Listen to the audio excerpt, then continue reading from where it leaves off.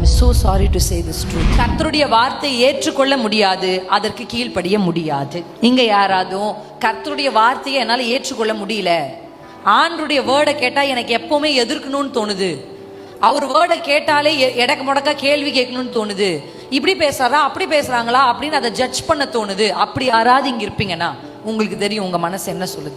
அப்படி யாராவது இருப்பீங்கன்னா உங்களுக்கு நான் தாழ்மையோடு ஒரு சகோதரியாய் மிகுந்த மனத்தாழ்மையோடு ஒரு ஆலோசனை சொல்லுகிறேன்.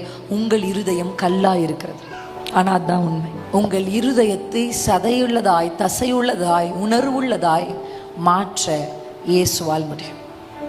தேவ சமூகத்தில் போய் உங்கள் வலது கை இருதயத்தில் வச்சு நைட்டு உங்கள் குடும்பத்தில் எல்லாரும் தூங்கிட்டா பரவாயில்ல, நீங்கள் எழுந்து ஹாலுக்கு வந்து உங்கள் வலது கை இருதயத்தில் வச்சு முட்டி போட்டு, இன்னைக்கு காலைல சிஸ்டர் சொன்னது என்ன குறித்து தான், எந்த பிரசங்கத்தை என்னால் ஏற்றுக்கொள்ள முடியல, எந்த வார்த்தை என்னால் ஏற்றுக்கொள்ள முடியல, யார் பேசினாலும் அதை நியாயம் தீர்க்கிறேன், எனக்குள்ளே இப்படி ஒரு சுபாவம் இருக்குது, என் மனது கல்லா இருக்குன்னு இன்னைக்கு நான் கண்டுபிடிச்சிட்டேன், அதை சதையுள்ளதாய் மாற்றுங்கன்னு உங்கள் இருதயத்தை நீங்கள் ஆண்டவர்கிட்ட ஒப்பு கொடுக்கணும். இந்த வசனம் உங்களுக்கானது என்று நீங்கள் நினைத்தால் ஆமேன் என்று கமெண்டில் சொல்லுங்கள். இந்த வசனத்தை யாராவது கேட்க வேண்டும் என்று உங்கள் மனதில் தோன்றினால் அவர்களுக்கும் பகிருங்கள்.